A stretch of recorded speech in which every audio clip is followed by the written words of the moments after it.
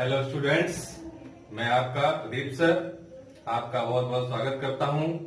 Halo alkane hello एराइन्स के lecture number 3 के part second में। मैं आपको बता दूं, हमने पार्ट फर्स्ट पढ़ा था जिसमें हमने प्रिपरेशन ऑफ एल्किल हैलाइड्स पढ़े थे। उसमें हमने आपको बताया था कि एल्किल हैलाइड्स की प्रिपरेशन हम अल्कोहल से किस तरह से कर सकते हैं। अब मैं आपको बताऊंगा कि एल्किल हैलाइड्स को किस तरह से हम हाइड्रोकार्बन से ऑब्टेन कर सकते हैं। तो इसकी प्रिपरेशन हम बताएंगे। सबसे पहले नंबर 1 फ्रॉम अल्कोहल था, नंबर 2 फ्रॉम हाइड्रोकार्बन्स। इससे पहले मैं आपको preparation of alkyl halides start करूं, मेरा आप सब लोगों से निवेदन है कि अगर आप चैनल पे नए हो तो हमारे चैनल को सब्सक्राइब करें और ये वीडियो देखने के बाद आप इस वीडियो को लाइक करें। तो चलिए स्टार्ट करते हैं पार्ट 2 फ्रॉम हाइड्रोकार्बन्स। हाइड्रोकार्बन्स में हम बात करेंगे सबसे पहले from alkenes bye free radicals halogenation. तो हाइड्रोकार्बन्स में सबसे पहले हम ये देखेंगे कि एल्किल हैलाइड्स हम ऑब्टेन करते हैं अल्केन से। अल्केन्स मीन्स ऐसे हाइड्रोकार्बन्स जिनमें सिंगल बॉन्ड होता है और ये सैचुरेटेड हाइड्रोकार्बन्स कहलाते हैं। तो चलिए हम देखते हैं कि इसमें प्रिपरेशन कैसे करते हैं। तो ये from alkanes by free radicals halogenation. Alkanes react with both chlorination and bromination in the presence of light (bracket में photochemical reaction) yielding a mixture of products. For example, chlorination of methane gives mixture of products. तो हम इसमें क्या करते हैं कि हमने hydrocarbons लिया, हमने यहां पर मेथेन लिया और उसका क्लोरीनेशन कराया। कितने टेम्परेचर पे? 520 से 670 केल्विन पे, या फिर इसको हम लाइट की प्रेजेंस में भी करा सकते हैं। तो हमें मिक्सचर मिलता है, यानी कि हमें जो प्रोडक्ट्स मिलते हैं वो बहुत सारे मिक्सचर होते हैं। यहां पर हम देख सकते हैं मोनोक्लोरोमेथेन मिला है, डाइक्लोरोमेथेन मिला है, ट्राइक्लोरोमेथेन मिला है और टेट्राक्लोरोमेथेन मिला है। तो ऐसा होता क्यों है? ऐसा इसलिए होता है क्योंकि इसकी जो मैकेनिज्म है वो फ्री रेडिकल्स पे बेस्ड है। तो हम इसके मैकेनिज्म भी पढ़ेंगे। सबसे पहले हम देखते हैं कि होता किस तरीके से है। इसमें हम क्या करते हैं कि हमने जो है CH4 लिया और इसकी रिएक्शन कराई हमने Cl2 से। तो एक Cl H को रिप्लेस करेगा और HCl बनाएगा और ये वाला Cl जो है यहां पर जाके अटैच हो जाएगा। तो हमें मिलेगा, क्या मिलेगा? मोनोक्लोरोमेथेन।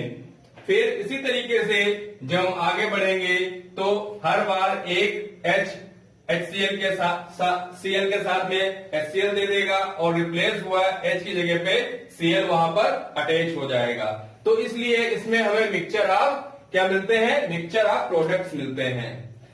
तो इसीलिए, लेकिन ये जब Cl एक्सेस में होगा तभी हमें मिक्सचर ऑफ प्रोडक्ट मिलेंगे। तो ये प्रिपरेशन की बहुत अच्छी मेथड नहीं है, क्योंकि हमें इसमें बहुत सारे प्रोडक्ट्स जो है वो मिक्सचर के फॉर्म में मिल रहे हैं, फिर हमें इसको फर्दर सेपरेट करना पड़ेगा।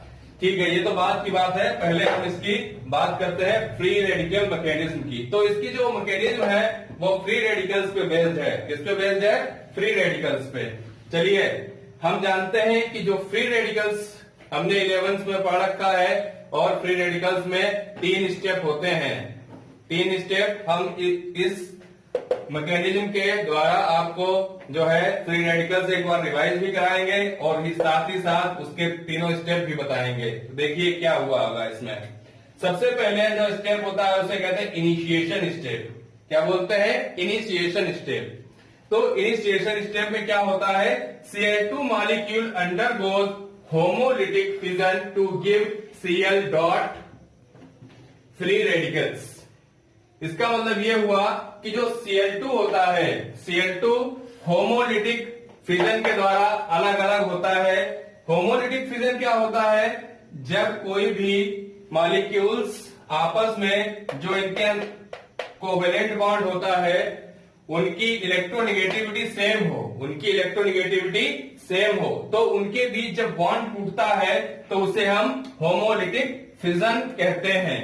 और इनकी जो शेयरिंग का इलेक्ट्रॉन होता है वो दोनों इलेक्ट्रॉन एक एक इलेक्ट्रॉन लेके वापस चले जाते हैं। तो Cl का जो शेयरिंग, इस Cl का जो शेयरिंग इलेक्ट्रॉन था वो ये है Cl डॉट, और इस Cl का जो शेयर्ड इलेक्ट्रॉन था वो ये है। तो इस तरीके से हमें Cl डॉट मिलता है। ये डॉट जो होता है अनपेयर्ड इलेक्ट्रॉन होता है। क्या होता है, अनपेयर्ड इलेक्ट्रॉन होता है। हम जानते हैं कि जो फ्री रेडिकल्स होते हैं हाईली रिएक्टिव होते हैं, ये जल्द से जल्द किसी न किसी से रिएक्शन करना चाहते हैं। तो दूसरा स्टेप होता है चेन प्रोग्रेशन स्टेप। इसमें क्या होता है, Cl dot radicals attacks methane to produce HCl and methyl free radicals. जैसे मैंने बताया आपको कि इसमें क्या होता है कि Cl जो है वो हाईली रिएक्टिव होते हैं, Cl डॉट, क्योंकि ये फ्री रेडिकल है तो ये हाईली रिएक्टिव होते हैं। तो हाईली रिएक्टिव होने के कारण ये क्या करते हैं, तुरंत अटैक करते हैं किसके ऊपर, मिथाइल फ्री रेडिकल्स के ऊपर। अब ये मिथाइल फ्री रेडिकल्स कैसे बनते हैं, मिथाइल फ्री रेडिकल्स जो C और H के बीच में बॉन्डिंग वाले इलेक्ट्रॉन होंगे उसमें H अपना एक इलेक्ट्रॉन लेके चला जाएगा और C अपना एक इलेक्ट्रॉन लेके चला जाएगा, तो ये बन जाएगा CH3 मेथाइल फ्री रेडिकल्स। यहां पर देखिए ये जो है CH3 डॉट है, यानी कि जो है इसके पास अनपेयर्ड इलेक्ट्रॉन है। तो अब जब ये Cl है इसके पास भी एक इलेक्ट्रॉन है और H भी एक इलेक्ट्रॉन लेके वहां से निकला है, ये हाफ हेडेड एरो है। इसको जो है इस तरीके से हम दिखाते हैं कि इलेक्ट्रॉन किधर की तरफ जा रहा है, तब इसका यूज करते हैं। तो यहां पर जो Cl है वो Cl डॉट देखेगा H को, तो ये H के ऊपर अटैक करेगा, तो यहां पर HCl बन जाएगा और साथ ही साथ जनरेट होगा CH3 मिथाइल फ्री रेडिकल। अब ये चेन प्रोलॉन्गेशन का स्टेप में दो स्टेप होते हैं, A और B। B में क्या होता है, methyl free radicals attacks Cl2 to give methyl chloride and Cl dot free radical. अब इसमें क्या होता है कि जो फिर से Cl जो है अलग अलग होता है होमोलिटिक, मतलब जो फर्स्ट वाला स्टेप होता है, अब जो दूसरा वाला Cl बचा हुआ है उससे क्या करेगा, यहाँ पर जो मिथाइल सी रेडिकल है हाईली रिएक्टिव होते हैं तो इससे जो है अटैच हो जाएंगे, तो मिथाइल क्लोराइड बनेगा और Cl फ्री रेडिकल्स अलग हो जाएगा। फिर तीसरा चेन टर्मिनेशन स्टेप, इसमें क्या होता है, चेन टर्मिनेट हो जाती है, तो उसमें लास्ट में क्या होता है, जितने भी फ्री रेडिकल्स हैं उन्हें आपस में कंबाइन करना होता है। कंबाइन करना होता है, the above chain reaction comes to halt when any two free radicals combine. इसका मतलब क्या होता है कि इसके पास भी एक डॉट है, इसके पास भी एक डॉट है, यानी अनपेयर्ड इलेक्ट्रॉन है, तो ये दोनों क्या करेंगे, पेयरिंग कर लेंगे और बॉन्ड बना लेंगे, Cl बन गया। अब यहाँ पर एक मिथाइल फ्री रेडिकल है, यहाँ पर क्लोराइड फ्री रेडिकल है, वो आपस में रिएक्ट करके क्या बना लेंगे, मिथाइल क्लोराइड बना लेंगे। अब यहाँ पर एक मिथाइल फ्री रेडिकल है और एक मिथाइल फ्री रेडिकल ये है, ये दोनों आपस में बॉन्डिंग करके क्या बना लेंगे, एथेन बना लेंगे। क्या बना लेंगे, एथेन बना लेंगे। तो मुझे लगता है आपको ये समझ में आया होगा फ्री रेडिकल्स मैकेनिज्म। आप इसको नोट कर लीजिए, आप लोग इसको नोट कर लीजिए। अब हम बात करते हैं फ्री रेडिकल्स की स्टेबिलिटी पे। तो the order of stability of free radicals क्या है, सबसे ज्यादा जो स्टेबल होता है वो 3rd डिग्री होता है और जो सबसे कम होता है वो होता है प्राइमरी, यानी कि स्टेबिलिटी ऑर्डर क्या है, सबसे कम प्राइमरी, उससे ज्यादा स्टेबल सेकेंडरी और उससे ज्यादा स्टेबल टर्सरी। तो अब हम बात कर लेते हैं हायर अल्केन की। जब हायर अल्केन का हेलोजिनेशन करते हैं तब क्या होता है, तो in higher alkanes are mixture of isomeric product of each formed and those are different proportion.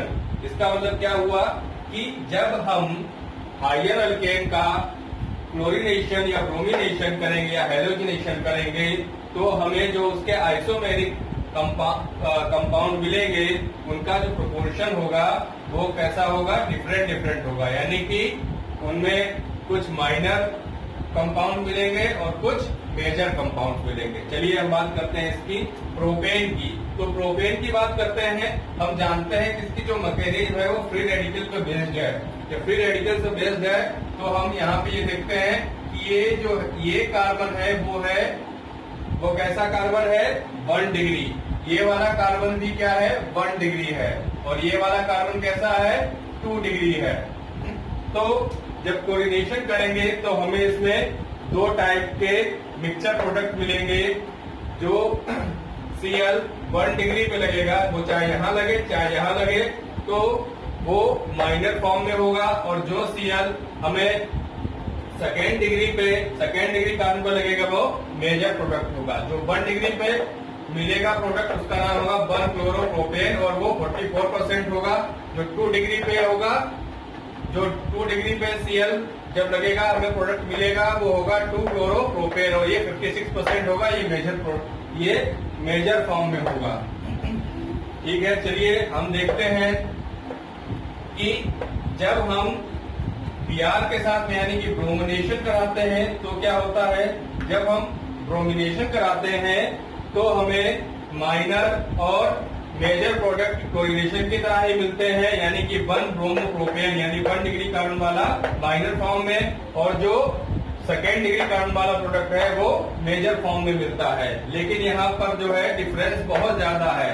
Minor वाला 3.5% है जबकि सेकेंड मेजर वाला 96.5% है। तो हम देखते हैं यहाँ पर जो है ये अंतर बहुत ज्यादा है क्लोरीन के प्रोडक्ट में और ब्रोमीन के प्रोडक्ट में। ऐसा इसलिए होता है, ऐसा क्यों होता है, ये जो इसकी जो मैकेनिज्म है वो फ्री रेडिकल्स पे है और फ्री रेडिकल्स में जिसकी स्टेबिलिटी जितनी ज्यादा होगी वो प्रोडक्ट मेजर बनेगा।